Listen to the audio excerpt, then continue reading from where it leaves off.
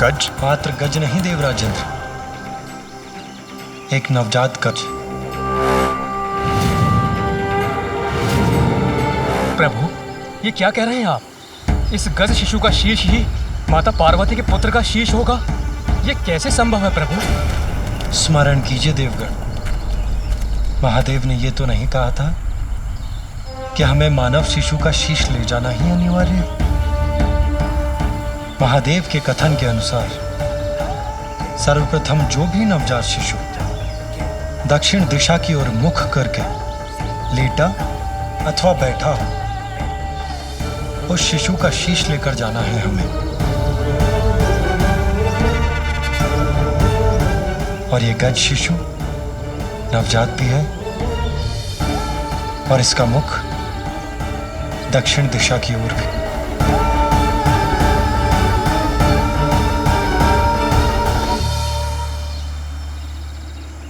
विष्णुदेव, ये गजमाता भी तो माँ है। जब ये निद्रा से जागेगी और अपने पुत्र को अपने समीप नहीं पाएगी तो इस माँ की भी क्रोधाग्नि जागृत हो जाएगी और तब ये भी भयंकर उत्पात मचाकर सर्वत्र विनाश करेगी। नहीं सूर्यदेव, शिशु के जन्म पर माता उस पर अपना वात्सल्य उड़ेलती है, उसे अपने तन से स्नेहपूर्वक लगाकर उसका पोषण करती है। पल भर के लिए भी उसे अपनी आंखों से ओझल नहीं होने देती। किंतु उसके विपरीत ये गज माता अपने पुत्र से दूसरी ओर मुख करके निद्रामग्न है, अर्थात उसे अपने शिशु का ध्यान भी नहीं। उसने तन और मन दोनों से शिशु का त्याग कर दिया और ये नवजात शिशु अपनी माता के समीप होकर भी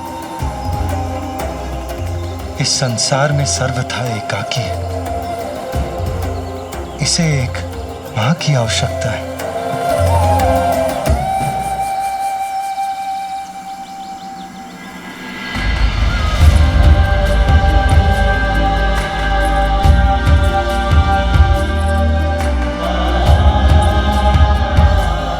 और वहां एक अन्य मां अपने पुत्र के लिए व्याकुल है।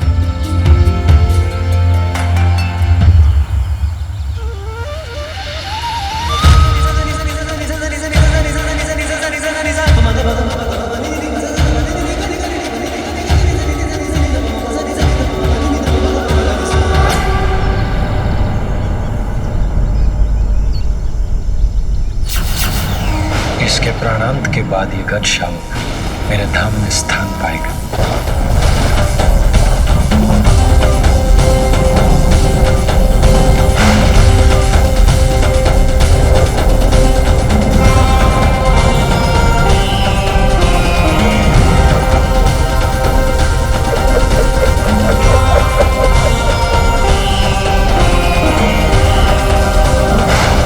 ये पाश किसका है और कौन है जो इस शिशु को बांधने यहां तक पहुंच गया?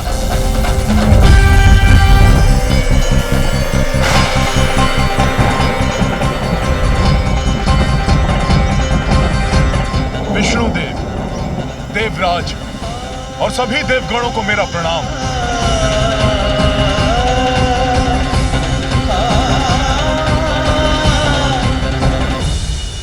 प्रणाम यमराज। किंतु आप और यहां, आपके यहां आने का क्या प्रयोजन है?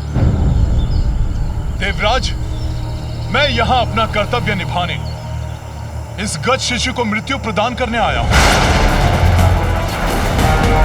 किंतु यमराज, महादेव ने तो हमें आदेश दिया है कि दक्षिण की ओर जिस नवजात शिशु का मुख हो उसका शीश हम उनके पास पहुंचा दें, जिसके अनुसार ये गज शिशु उनके लिए सर्वथा उपयुक्त होगा। यही तो महादेव की लीला है। इस गज शिशु को मात्र 1 दिवस की अल्पायु प्राप्त है। यमराज इसे मृत्यु देकर और हम इसका शीश लेने एक साथ यहां पहुंचे। अर्थात महादेव की ये इच्छा नहीं है कि हम किसी शिशु की आयु छीनकर उनके पुत्र को शीश प्रदान करें। जब इस गज शिशु की मृत्यु होने ही वाली है, तो हमारे द्वारा इसका शीश ले जाने में कुछ भी अनुचित कहाँ है? इसे ही कहते हैं परमात्मा का न्याय।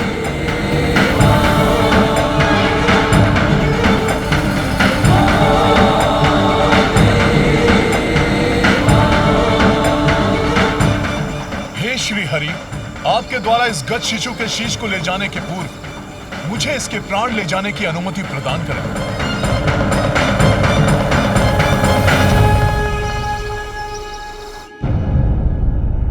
कितना समय बीत गया और मेरा पुत्र अभी भी निष्प्राण है। स्वामी,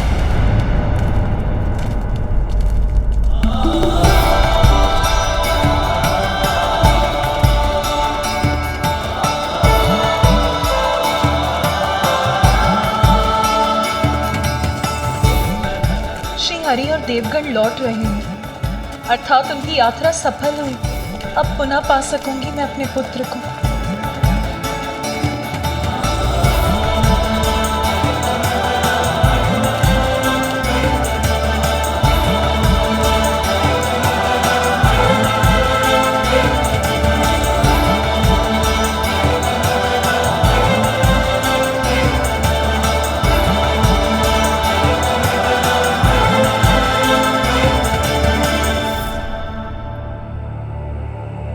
किंतु वो शीश कहाँ है जो श्री हरि और देवगण अपने साथ लाए हैं? अब तो वही शीश मेरे पुत्र का शीश होगा।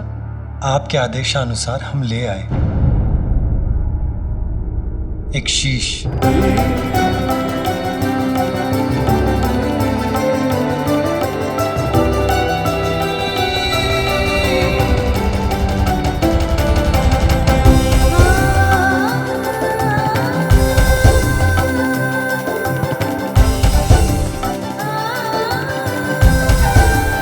सूर्यदेव इस शीश को लेकर उस गुफा के भीतर जाएं, जहां हमारे पुत्र का पार्थिव शरीर स्थित है।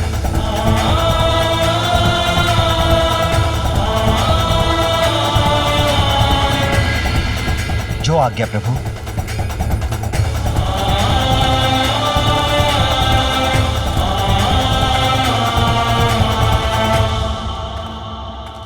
प्रभु, मुझे अभी भी एक शंका है। हम नवजात शिशु का शीश तो ले ही आए, किंतु उसे आपके और माता पार्वती के पुत्र के धड़ से कौन जोड़ेगा प्रभु? इंद्रदेव देवराज होने के नाते इस प्रश्न का उत्तर तो आपको भी ज्ञात होना चाहिए। ये कार्य अश्विनी कुमार करेंगे देवराज। आपको तो ज्ञात ही है, वो अत्यंत निपुण शल्य चिकित्सक हैं। क्यों, उचित कह रहा हूं ना मैं? जी प्रभु। देवराज इंद्र को तो अवश्य ज्ञात होगा, जब अश्विनी कुमारों ने ऋषि दधंग का शीश उनके धड़ से विलग करके उसे पुनः उनकी देह से जोड़ दिया था। ऋषि दधंग को ब्रह्म विद्या का गूढ़ ज्ञान प्राप्त था कि वो वैदिक विद्या है जिससे देवता देवत्व के चरम तक पहुंच सकते हैं। देवराज इंद्र ने उनसे यही विद्या सीखने का प्रयास किया। मैं देवराज इंद्र हूं और मैं यहाँ आपसे ब्रह्म विद्या सीखने आया हूँ, इसलिए ये विद्या मुझे सिखाने की कृपा करें। देवराज, ये विद्या तो केवल उन्हें ही सिखाई जा सकती है जो किसी भी अवस्था में इसका कोई दुरुपयोग ना करें। आप देवराज अवश्य हैं, किंतु मुझे यह विश्वास नहीं है कि ये विद्या आपको सिखाना संसार के हित में होगा। ऋषिवर, आपने देवराज इंद्र को यह विद्या सिखाने से मना किया। अगर यह विद्या मुझे प्राप्त नहीं हो सकती, तो किसी और को भी नहीं दी जा सकती। याद रहे, यदि आपने अपने इस मुख से अपनी यह विद्या किसी और को सिखाई, तो उसका भीषण परिणाम झेलने के लिए तैयार हो जाइए। मैं आपके शीश को आपके देह से विलग कर दूंगा। किंतु ऋषि दधन्य ने इस विद्या को देवराज को देने से मना कर दिया। किंतु उसके कुछ समय पश्चात ही अश्विनी कुमार ऋषि दधंगे से ब्रह्म विद्या सीखने के लिए पहुंचे। ऋषिवर, प्रणाम ऋषिवर। ऋषिवर, हम अश्विनी कुमार आपसे ब्रह्म विद्या सीखने के लिए आए हैं। इस विद्या का ज्ञान हमें हमारे कार्य में और कुशल बना देगा। यदि आपने अपने इस मुख से अपनी यह विद्या किसी और को सिखाई तो उसका भीषण परिणाम झेलने के लिए तैयार हो जाइए। मैं आपके शीश को आपके देह से विलग कर दूंगा। देवराज की चेतावनी को मुझे इन्हें संकेत द्वारा ही बताना होगा।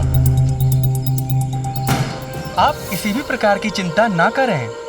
हम शल्य चिकित्सा में इतने निपुण हैं कि शरीर से विलग कोई भी अंग को जोड़ने का सामर्थ्य रखते हैं। इस प्रकार ऋषिवर अपने मुख से अश्विनी कुमारों को ब्रह्म विद्या का ज्ञान नहीं देंगे, और यदि देवराज इंद्र कुपित होकर उनका शीश विलग करते भी हैं तो वो मात्र। किंतु देवराज इंद्र को इसकी सूचना प्राप्त हो गई और वो इससे अत्यंत कुपित हो उठे कि उनकी चेतावनी के बाद भी ऋषि दधंगे ने अश्विनी कुमारों को ब्रह्म विद्या सिखाने का साहस किया। ऋषि दधंगे!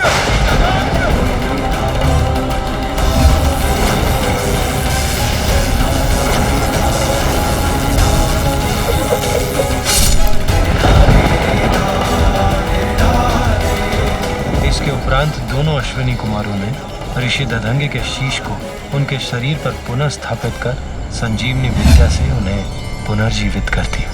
आप दोनों का कल्याण हो। आप दोनों ने मात्र मेरे जीवन की रक्षा नहीं की, अपितु मेरे धर्म को भंग होने से भी रक्षित किया है। एक गुरु होने के कारण आप दोनों जैसे योग्य शिष्यों को धर्म का ज्ञान देना मेरा धर्म था। यदि देवराज इंद्र के भय से मैं आपको ये ज्ञान दिए बिना लौटा देता, मेरे गुरु होने का धर्म खंडित होता। शल्य चिकित्सा में पारंगत और संजीवनी विद्या के ज्ञाता भी हैं अश्विनी कुमार, इसलिए बालक के शीश को उसके धड़ से जोड़ने के लिए उनका बुलाया जाना स्वाभाविक है और उपयुक्त भी। बालक के शीश को उसके धड़ से जोड़कर वो उसे प्राण दान देने में समर्थ है।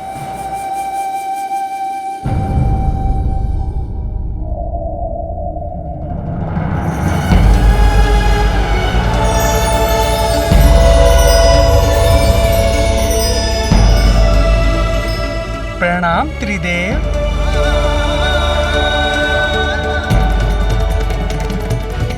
प्रणाम देवतागण।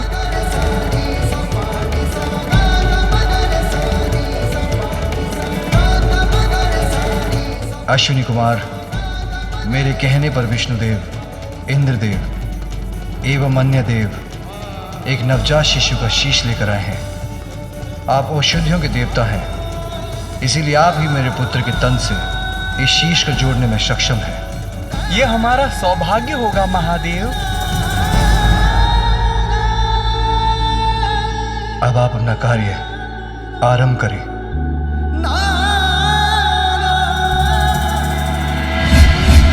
देवगण,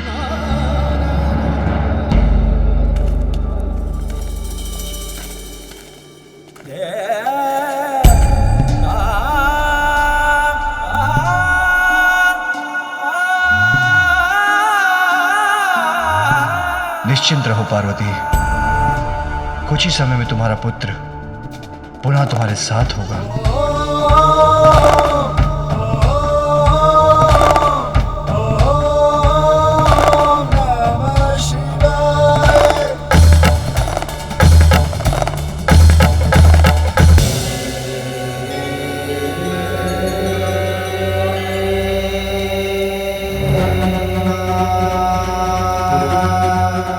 महादेव, हम शीश को तो बालक के शरीर से जोड़ देंगे, किंतु इनकी मृत्यु आपके त्रिशूल के प्रहार से हुई थी, इसलिए हम इन्हें जीवन प्रदान नहीं कर सकेंगे। इन्हें प्राण देकर पुनर्जीवित तो आप ही कर सकते हैं प्रभु।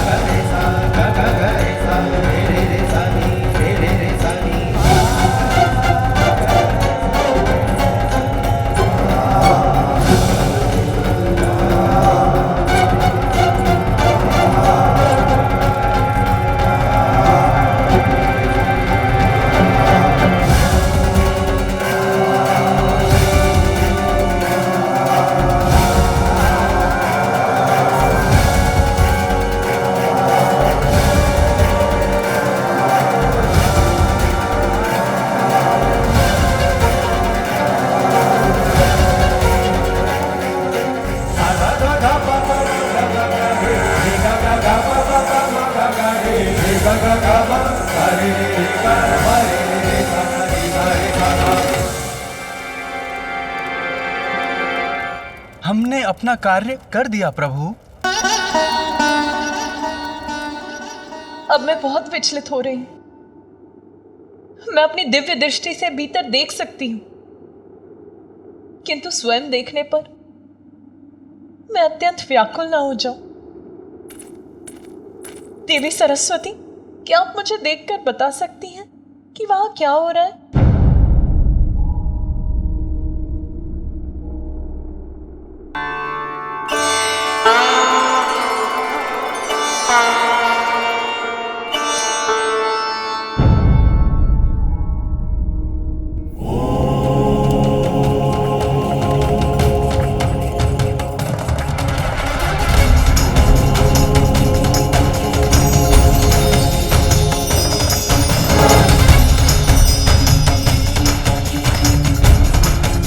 देवी पार्वती, महादेव आपके पुत्र को प्राण दे रहे हैं।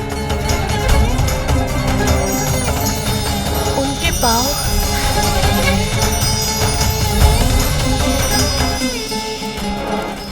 और अब उनका उदर जीवन से स्पंदित हो रहा है।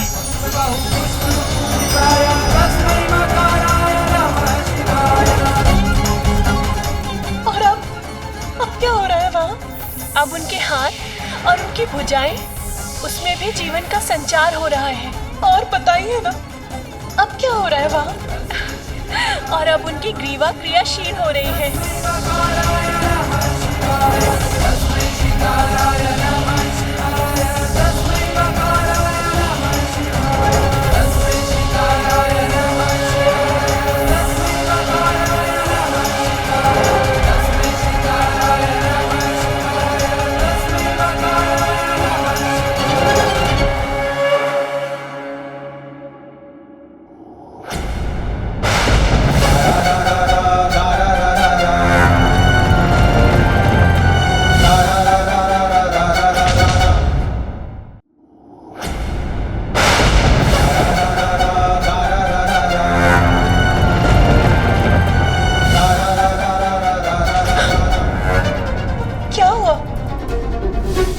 आपने अपनी दिव्य दृष्टि क्यों हटा ली? आप मुझे कुछ बता क्यों नहीं रही? वो देवी पार्वती, जैसा मैंने कहा, महादेव आपके पुत्र को प्राण दे रहे हैं। नहीं, कुछ तो है जो देवी सरस्वती मुझे नहीं बता रही। मैं स्वयं जाकर देखती हूँ।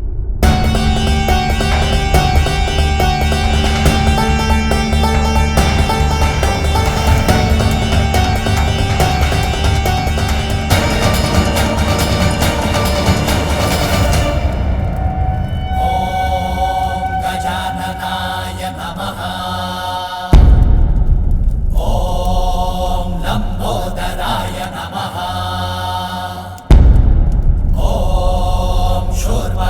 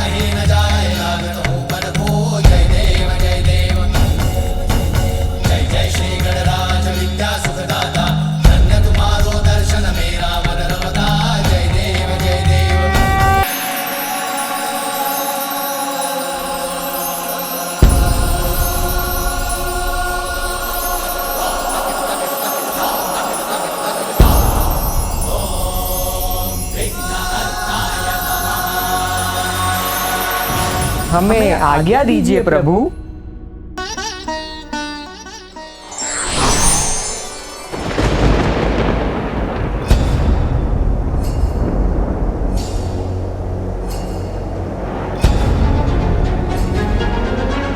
ज्ञात नहीं पार्वती की क्या प्रतिक्रिया होगी जब वो अपने पुत्र को इस नवीन शीश के साथ देखेगी।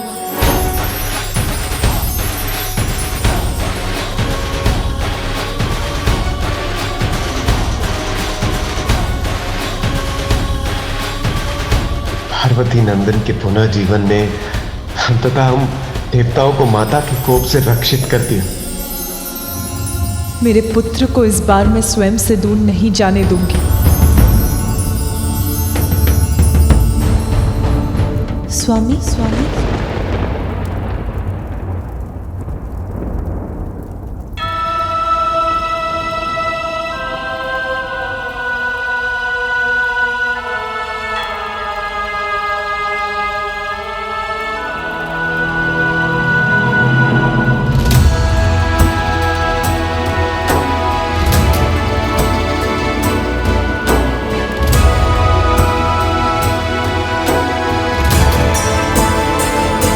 आशा करता हूँ कि देवी पार्वती की पीड़ा समाप्त हो जाएगी।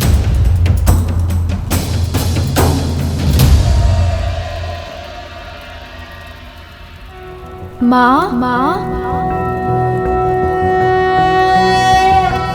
ओम नमस्ते गणपते त्वमेव प्रत्यक्षं तत्त्वमसि त्वमेव केवलं कर्तासि त्वमेव केवलं धर्तासि त्वमेव केवलं हर्तासि त्वमेव सर्वं खल्विन्दं ब्रह्मासि।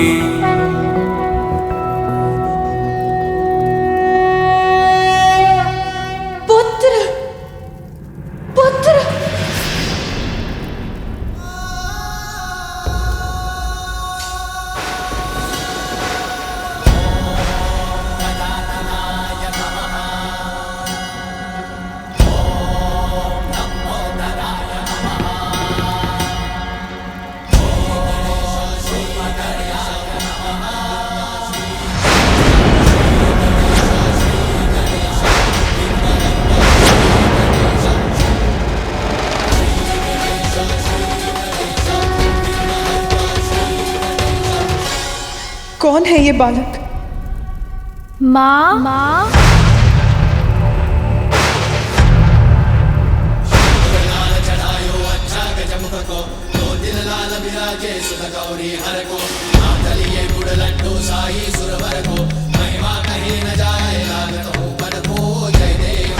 कौन विचित्र गजमुख बालक है जो मुझे माँ कहकर पुकार रहा है?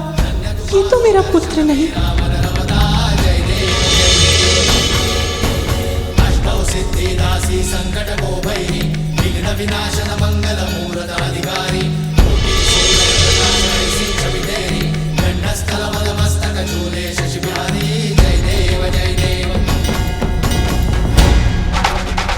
मेरे पुत्र का सुंदर मुखड़ा तो मेरे हृदय में बसा है, जिसे मैंने ही अपनी कल्पना से बनाया था।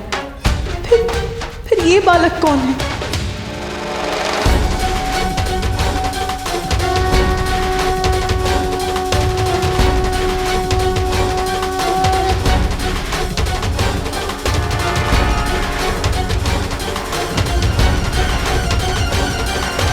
माँ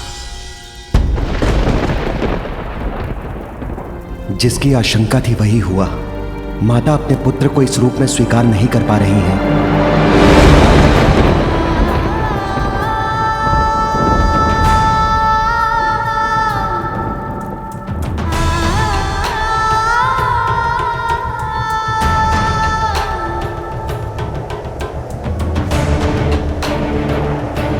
देवी पार्वती इस प्रकार लौट क्यों गई? क्या हो गया है उन्हें?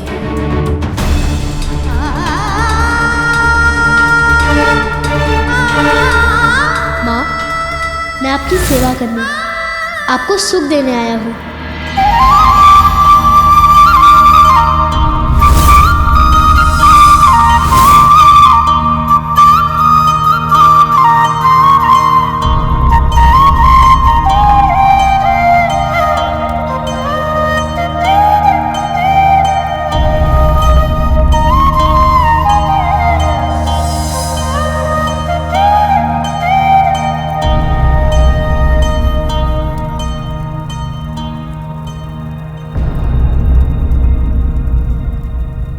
स्वामी,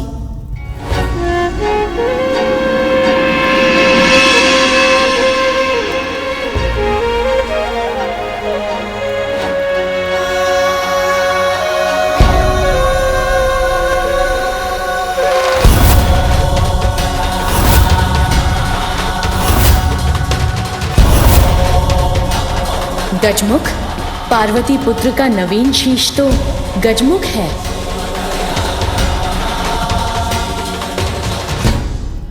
नहीं नहीं, ये अवश्य स्वामी की कोई लीला है।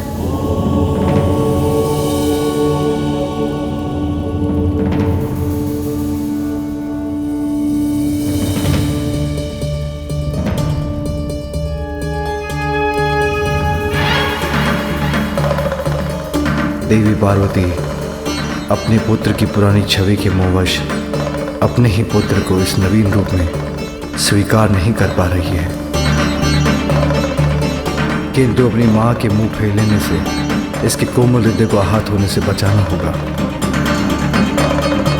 पुत्र, तुम कुशल तो हो ना?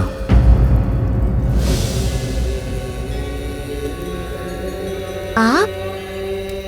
अब तुम्हारी उद्दंडता की अति हो चुकी है। मैंने तो तभी कह दिया था कि मैं किसी भी अवस्था में आपको इस रेखा के आगे नहीं जाने दूंगा। आपको तो मैंने भीतर जाने से रोकने के लिए आपसे युद्ध किया था ना? माँ का आदेश था कोई भीतर नहीं जाना चाहिए और मैंने उन्हें वचन दिया था। मैं स्नान करने जा रही हूँ, स्मरण रहे किसी को भी भीतर मत आने देना। मैं वचन देता हूँ माँ, किसी को भी भीतर आने नहीं दूंगा।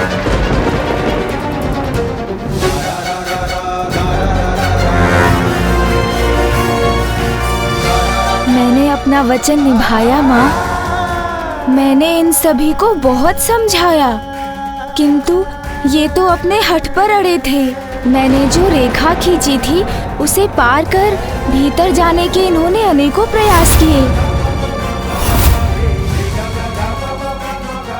किंतु मैंने किसी को भी भीतर जाने नहीं दिया।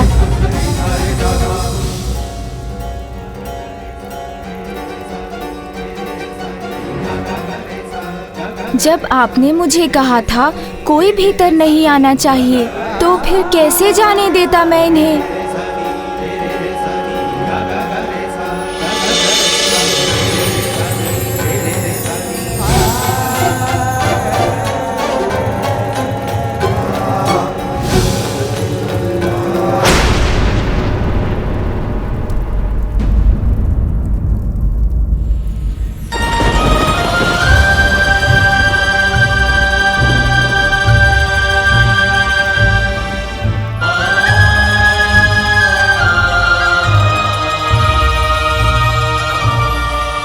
कैसे मान लूं कि यही बालक मेरा वो पुत्र जिसे मैं स्नान के पूर्व बाहर छोड़कर गई थी।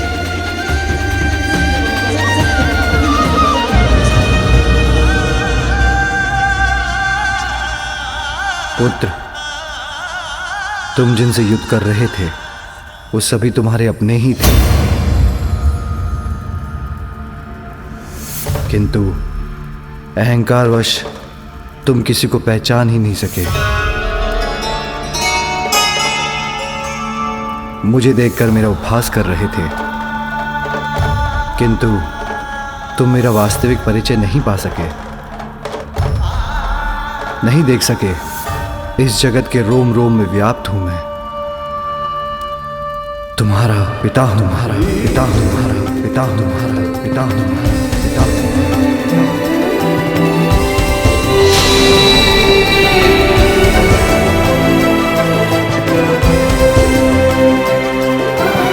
मेरे पिता?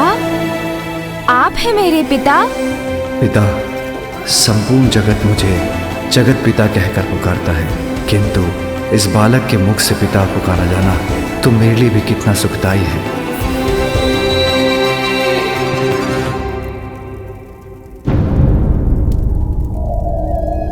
प्रणाम पिताश्री। आयुष्मान भव।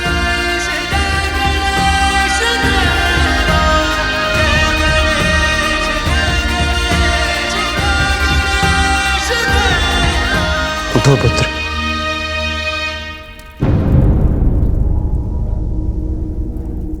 आप ही मेरे पिता हैं कि आपने मुझे तब क्यों नहीं बताया पिताश्री? पुत्र, तुमने मुझे कुछ कहने का अवसर दिया ही कहा। अपनी माँ के प्रति तुम्हारी भक्ति देखकर मैं बहुत प्रसन्न हूँ, किंतु मैं तुम्हारी माँ का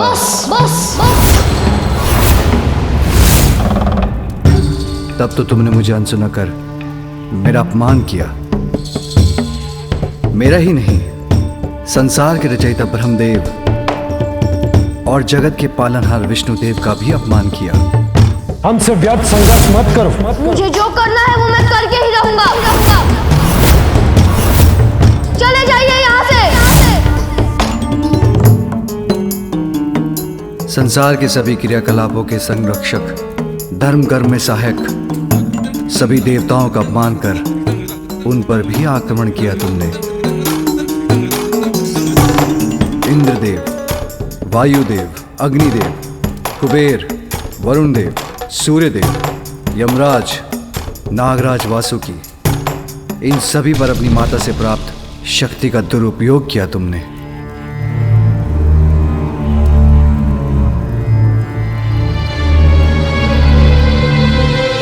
तुम्हारे अहंकार के कारण, यही कारण था पुत्र कि मैं तुम्हारा शीश तुम्हारे शरीर से विलग करने पर विवश हो गया।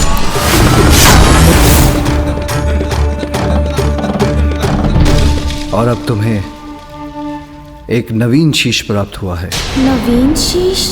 अर्थात मेरे अहंकार के कारण मैंने सभी को कठिनाई में डाल दिया और पिताश्री को मुझे एक नवीन शीश देना पड़ा।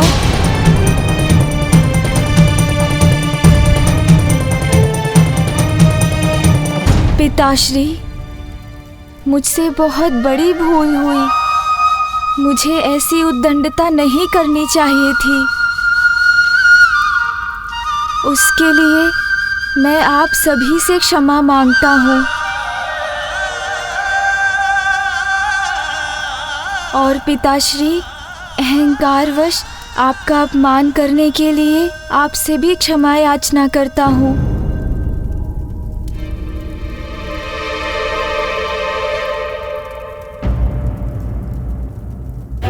तो क्या इसलिए माँ मुझसे इतनी कुपित है? माँ की दी हुई शक्ति से पिताश्री के मान को ठेस पहुँचाने की उद्दंडता जो कर बैठा।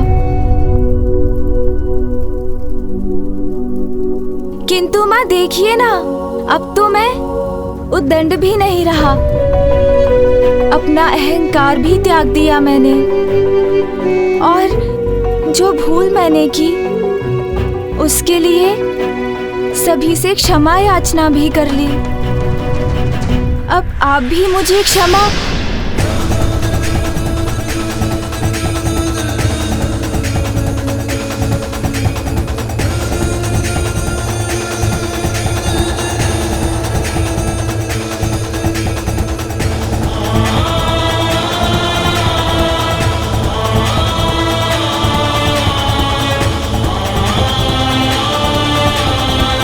माँ ने मुझसे अपना मुख क्यों फेर लिया? वो मुड़कर लौट क्यों रही है? प्रतीत होता है मुझे अभी भी क्षमा नहीं किया माँ ने। वो तो मुझसे अब भी क्रोधित हैं। इस बालक को तो माता पार्वती ने अस्वीकार कर दिया, किंतु इसमें उनका भी क्या दोष? प्रश्न तो ये उठता है, क्या इस गजमुखी बालक का किसी भी माता द्वारा स्वीकार किया जाना संभव है? असंभव।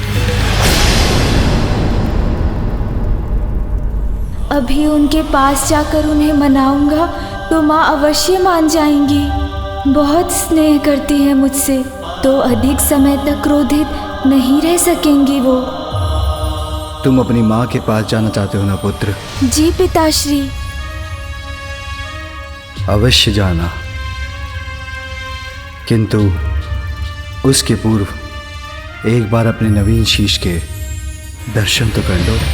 पिताश्री उचित कहते हैं, मुझे अपने नवीन शीश को तो देख ही लेना चाहिए। आओ पुत्र।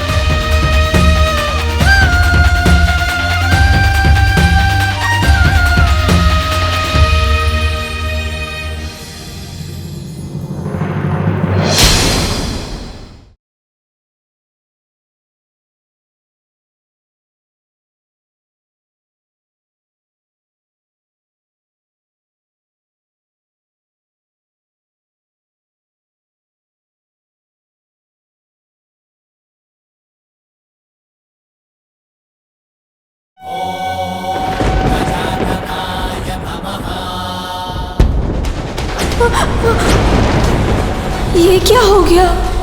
नहीं नहीं, ये कैसा शीश है? ये मेरा शीश नहीं हो सकता।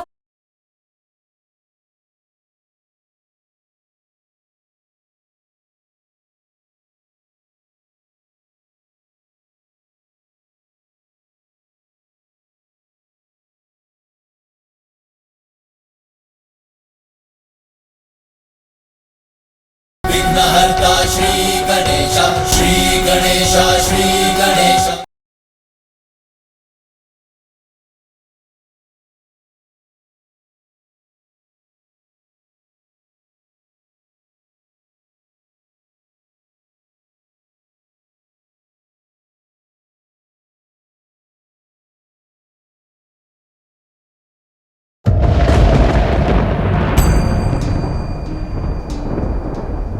इस सरोवर के जल में अपना प्रतिबिंब देख लो।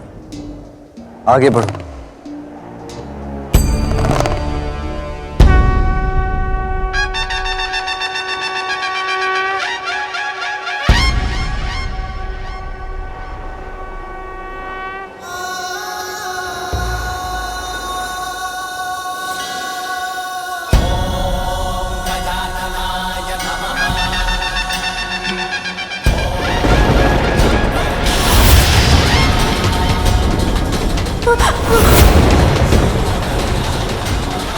ये क्या हो गया? नहीं नहीं, ये कैसा शीश है? ये मेरा शीश नहीं हो सकता। आपका पुत्र तो मेरी कल्पना से भी अधिक सुंदर है।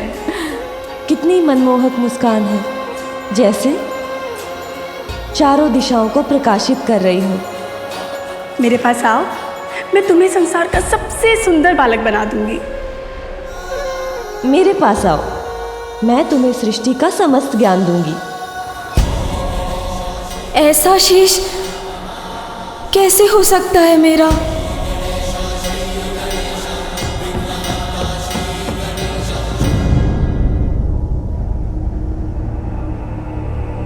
मेरा ये मुख पृष्ठ, मेरे ये बड़े बड़े कान और ये सूंड तो गज धारण करते हैं ना पिताश्री। मेरा ये सुंदर शीश गज के शीश में कैसे परिवर्तित हो गया पिताश्री? पुत्र, मेरा त्रिशूल अहंकार का नाश करने में कोई भेद नहीं करता। तुम्हारे मस्तिष्क पर अहंकार हावी हो गया था। वस्त्र के स्थान पर पशु चर्म से अपना तन ढकते हैं। रहने के लिए कोई घर नहीं, नाम पूछो तो कहते हैं सभी नाम मेरे हैं। अब ऐसी बात करने वाले को बहरूपिया नहीं तो और क्या कहूँ? और क्या कहूँ? और क्या कहूँ? और क्या कहूँ? जिसे नष्ट करने के लिए मेरे त्रिशूल ने तुम्हारे शीश को तुम्हारे तन से विलग कर दिया, और जिसे मेरा त्रिशूल भस्म कर दे उसे पुनः नहीं जोड़ा जा सकता। किंतु तुम्हारी माँ ने तुम्हें पाने के लिए इतना त्याग किया था।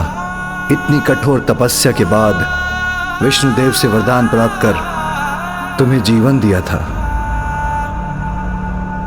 विष्णुदेव के वरदान की मर्यादा के लिए तुम्हारी मां की पुत्र प्राप्ति की प्रबल इच्छा को साकार बनाने के लिए और भविष्य में तुम्हारे द्वारा होने वाले जगत कल्याण के लिए तुम्हें दूसरा शीश देकर पुनर्जीवित तो करना ही था पुत्र।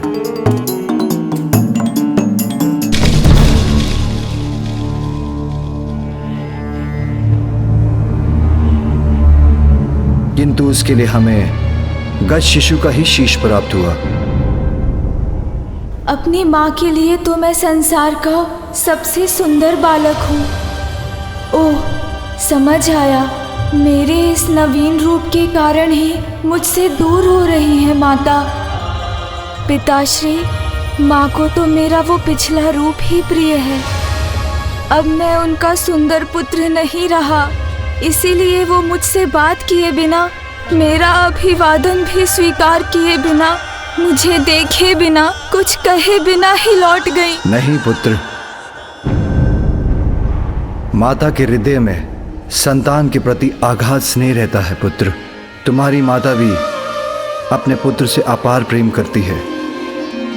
और तुम्हारे शीश में परिवर्तन होने के बाद भी तुम उनके वही पुत्र हो। विश्वास रखो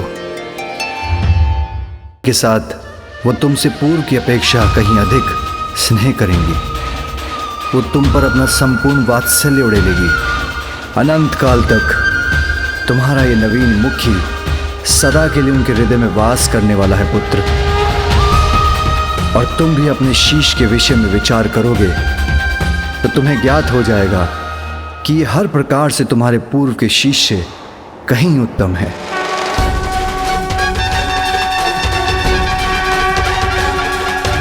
उचित है पिताश्री, मैं अवश्य विचार करूंगा। मुझे आशीष दीजिए।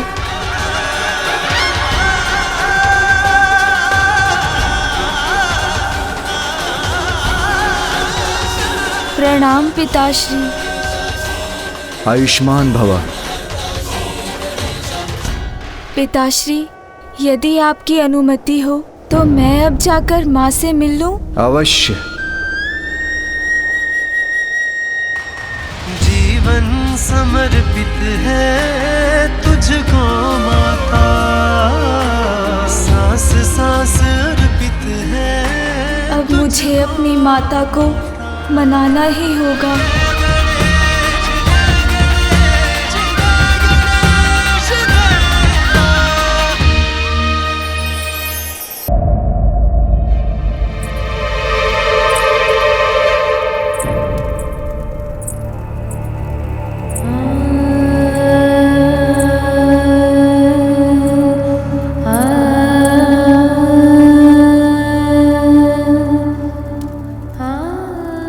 क्या हो रहा है मुझे?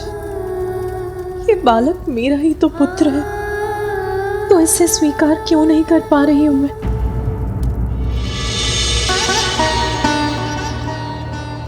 मैं चिंतित हूं महादेव। देवी पार्वती ने अभी तक अपने पुत्र को नहीं अपनाया है।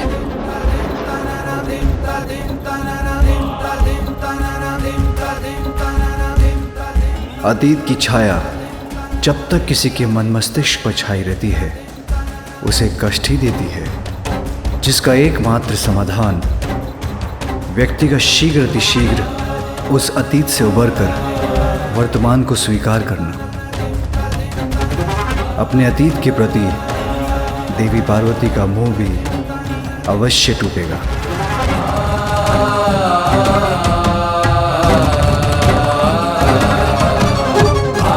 जब उनका वर्तमान इसके लिए उन्हें विवश कर देगा। माँ, आप कहाँ जा रही हैं माँ? रुकिए ना माँ, मैं यहाँ हूँ। इधर देखिए माँ, आपने ही अपनी कल्पना से मुझे बनाया है माँ। कल्पना में माता के छवि है एक प्यारी, रचने लगी उंगलियां छवि चित्र मनोहारी। इसलिए मैं आपका ही पुत्र हूँ और आप मेरी माँ हैं। किंतु महादेव, देवी पार्वती कैसे स्वीकार करेंगे अपने पुत्र को? ब्रह्मदेव, एक बालक तो अपनी माता के हृदय का ही अंश होता है। अपने हृदय को भला कोई कैसे नकार सकता है?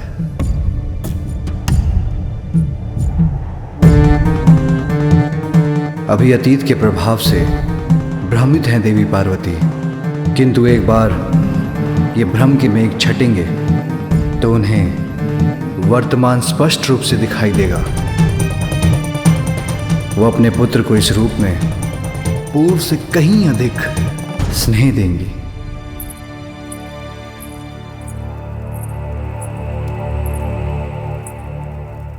माँ, मैं इधर हूँ।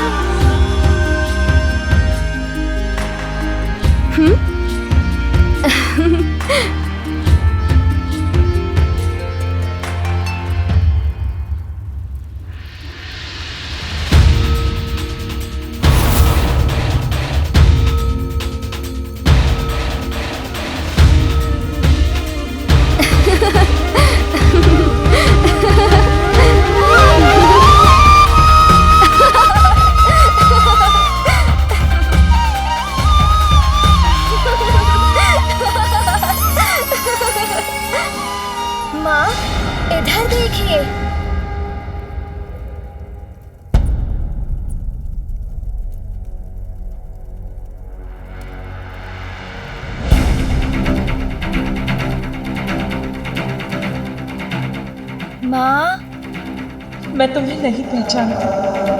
तुम मेरे पुत्र नहीं।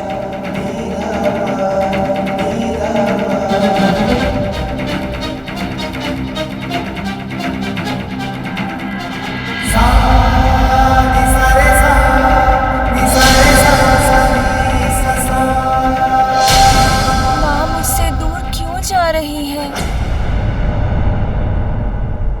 हमारा कार्य तो पूर्ण हो गया, रमिया रुकी क्यों है? मेरे विचार से अब हम देवताओं को प्रस्थान करना चाहिए। नहीं इंद्रदेव, अभी वो समय नहीं आया है। यदि मैं आपके स्थान पर होता तो यहां से जाने का विचार तब तक नहीं करता जब तक कि देवी पार्वती अपने पुत्र को गजमुख के साथ स्वीकार नहीं कर लेती। क्योंकि यदि उनकी क्रोधाग्नि पुनर्जागृत हो गई और उन्होंने अपना रौद्र रूप धारण कर लिया तो आप सभी पुनः संकट में आ जाएंगे। मेरे स्वामी उचित कह रहे हैं। हम सबको देवी पार्वती की सहायता के लिए यहाँ उपस्थित रहना चाहिए। जैसे आपकी आज्ञा प्रभु। नहीं नहीं, मेरा पुत्र तो माँ।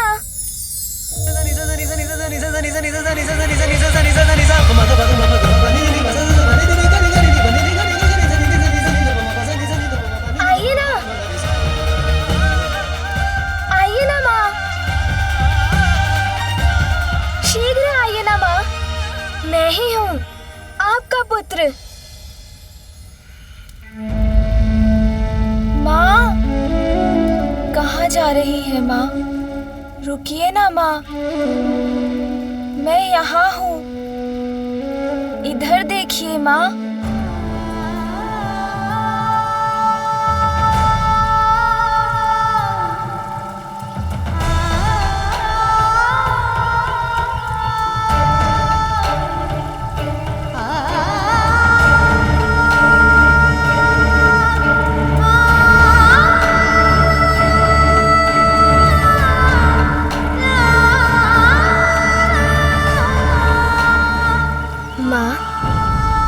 मुझे आप एक लोरी सुनाकर सुला दो ना।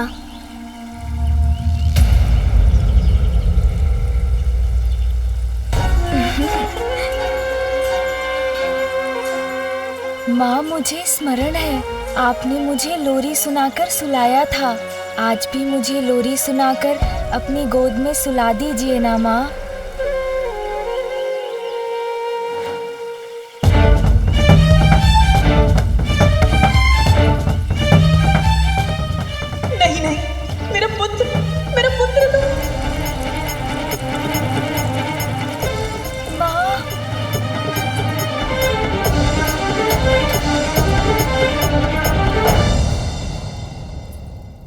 मैं तुम्हें कैसे भूल सकती हूँ पुत्र? कैसे भूल सकती हूँ तुम्हें? जब तक तुम्हारी स्मृतियां मेरे सामने रहेंगी, मैं तुम्हारे इस गजमुख को कैसे अपनाऊंगी?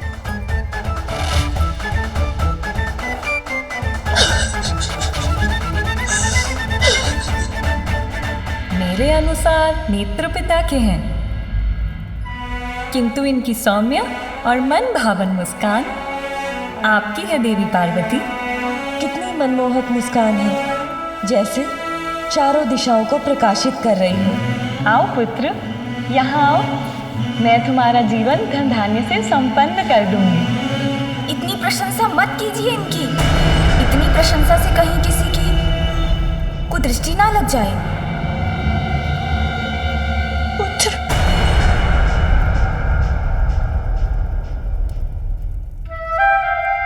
कुदृष्टि तो तुम पर पड़ी गई पुत्र।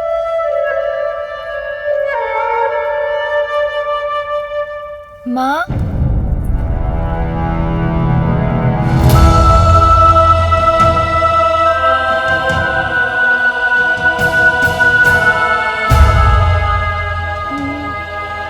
नहीं, ये अनर्थ होना ही नहीं चाहिए था।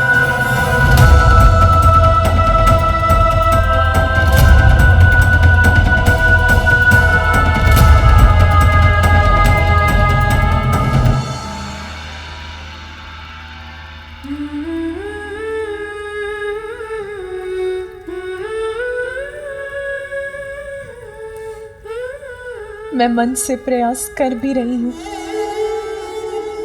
फिर भी उस बालक में मुझे अपना पुत्र दिखाई नहीं दे रहा। उसके प्रति मेरा स्नेह, मेरा वात्सल्य उमड़ ही नहीं रहा।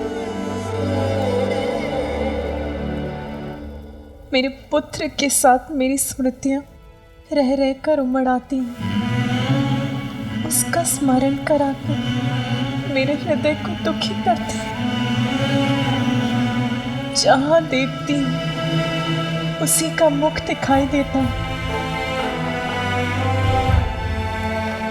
मैं जहां जाती हूं उसी का स्वर सुनाई देता है। मेरा पुत्र जो मेरे मुख पर मुस्कुराहट बिखेर गया, जो मेरे लिए मोती लेकर आया, जो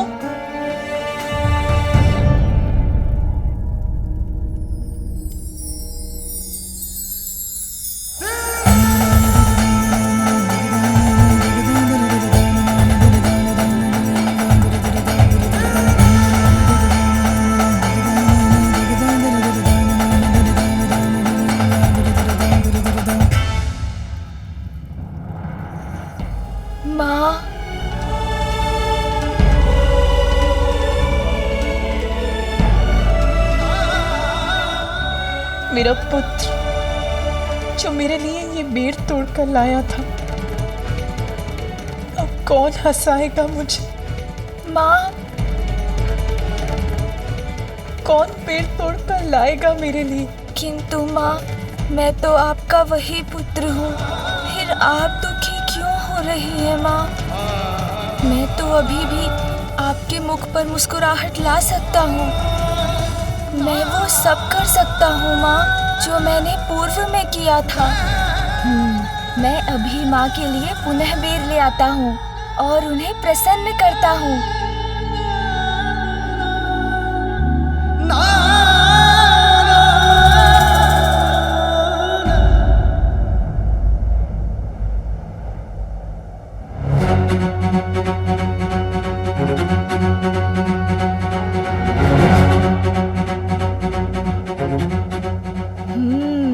यहीं से तोड़कर वो बेर में ले गया था।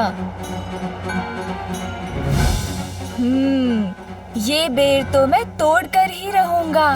माँ पुनः प्रसन्न हो जाएंगी।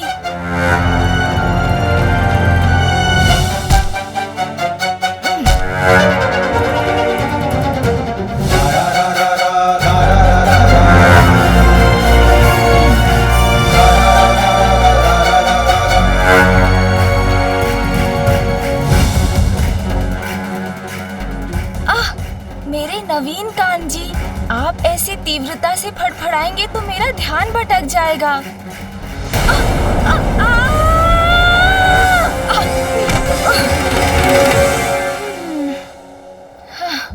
देखा ना कान जी, कैसे धड़ से गिर गए हम। किंतु कुछ भी हो जाए, असफल नहीं होऊंगा। माँ को मनाने के लिए बेल तो अवश्य तोड़कर ले जाऊंगा।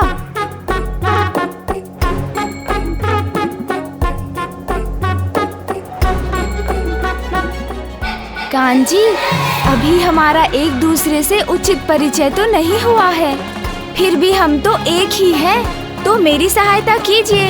इतना तीव्र मत फड़फड़ाया कीजिए।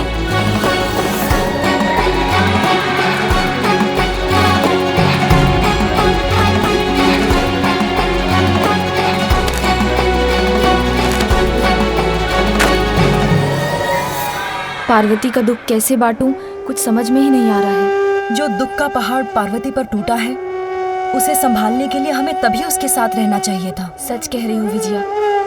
उस बालक को देखकर अपने अशांत मन को शांत करने के लिए हम तो इतनी दूर निकल आई हैं, परंतु हमें अविलंब ही पार्वती के पास पहुंचना होगा।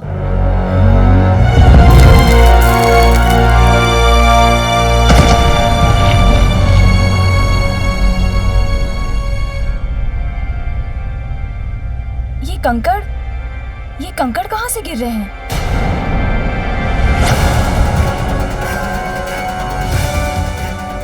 अरे बालक, वहाँ कहाँ चढ़ रहे हो?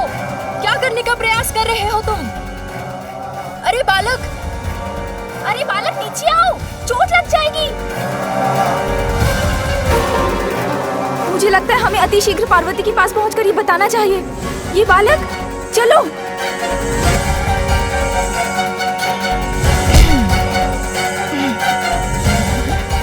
वहाँ तक तो मैं पहुँच कर ही रहूँगा। बेर तोड़कर ले जाऊँगा तो माँ पुनः मुझसे प्रसन्न हो जाएंगी।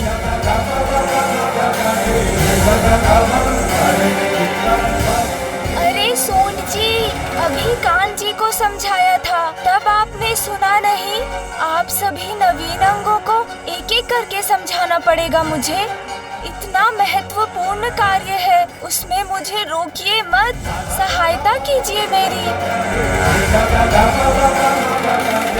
क्या बात है देवी, आप बहुत चिंतित प्रतीत हो रही हैं। वो देवी पार्वती का पुत्र उस कठिन पहाड़ी पर चढ़ने का प्रयास कर रहा है। यहाँ खड़े मत रहिए, जाके शीघ्र ही महादेव को बताइए कि उनके पुत्र के प्राण संकट में हैं।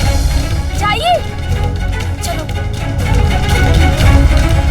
शीघ्र चलो पार्वती, तुम्हारा पुत्र तो पर्वत पर चढ़ रहा है। इतनी ऊंचाई से अगर वो गिर गया तो ज्ञात नहीं क्या होगा।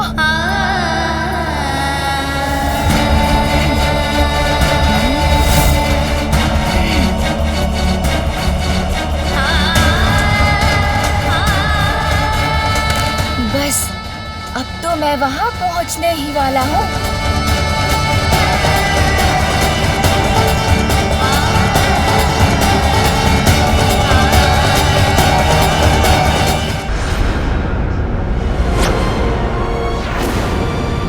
रुक जाओ।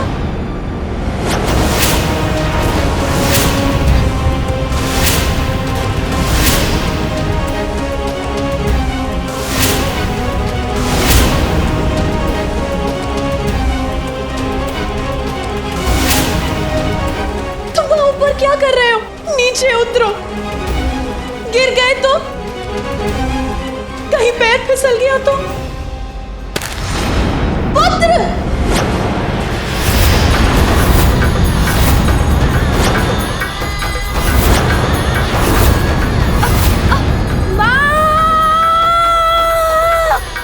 मैं माँ के लिए बेर नहीं तोड़ सका।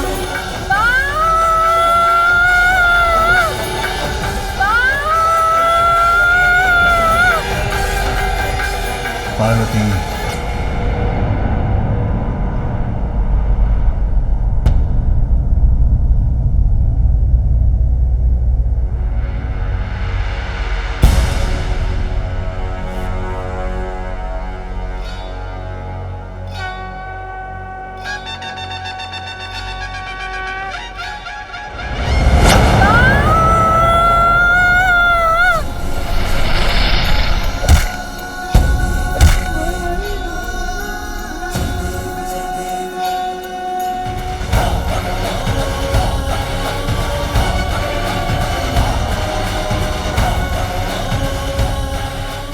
गिरने से तो बच गया, किंतु अभी भी उस पर संकट छाया है। वहीं अधर में लटका है वो। माँ, इधर देखिए ना माँ, कुछ भी तो नहीं हुआ मुझे। मैं तो पूर्ण रूप से सुरक्षित हूँ माँ।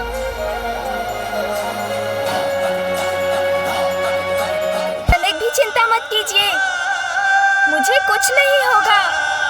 मैं तो आपके साथ रहने आया हूँ माँ, आपसे बिछड़ने के लिए नहीं। अभी किसी प्रकार सुरक्षित नीचे उतर आए। अरे वाह सोन जी, मुझे गिरने से तो बचा लिया आपने, किंतु अब माँ देख रही हैं, इसलिए अभी मुझे शीघ्रता से अपना कार्य पूर्ण करना होगा।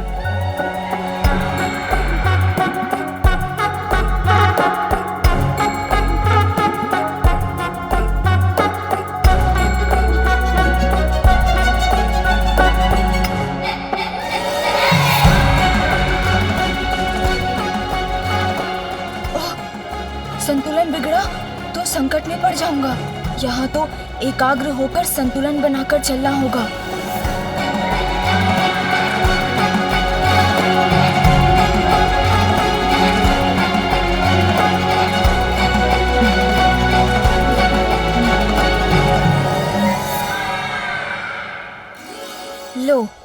यहाँ तक तो पहुँच गया। अब एक बार पुनः ऊपर जाता हूँ। स्वामी, ये पुनः ऊपर क्यों चढ़ रहा है? आप उसे रोकने के लिए कुछ कर क्यों नहीं रहे? कुछ कहिए स्वामी, कुछ करिए। उसे किसी प्रकार से सुरक्षित नीचे लौटा लाइए। महादेव, देवी पार्वती अपने पुत्र को लेकर चिंतित है और उसकी रक्षा की गुहार लगा रही है, इसलिए आप इस तरह शांत ना रहिए। कुछ कीजिए महादेव और इस बालक को ऊपर चढ़ने से रोकिए। श्री हरि नारायण, संसार की प्रत्येक घटना के समान यहाँ जो घटित हो रहा है उसके पीछे भी एक बहुत बड़ा कारण है और इसका परिणाम भी निश्चित ही है। उसका विचार कीजिए और बताइए, क्या माँ और पुत्र के बीच जो यहाँ हो रहा है उसे मेरे हस्तक्षेप के बिना होने देना क्या उचित नहीं? ध्यान से पुत्र।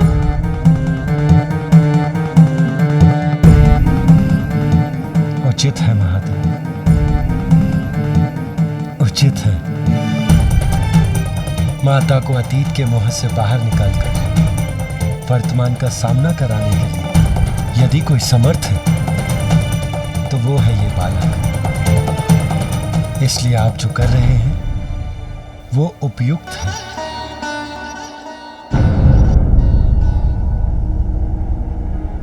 ये कैसा हठ है? ये फिर ऊपर क्यों चढ़ रहा है? हाँ, यही तो है वो बेर जो माँ को प्रिय है। इन्हें माँ को दूंगा तो वो मुझसे अवश्य प्रसन्न होंगी।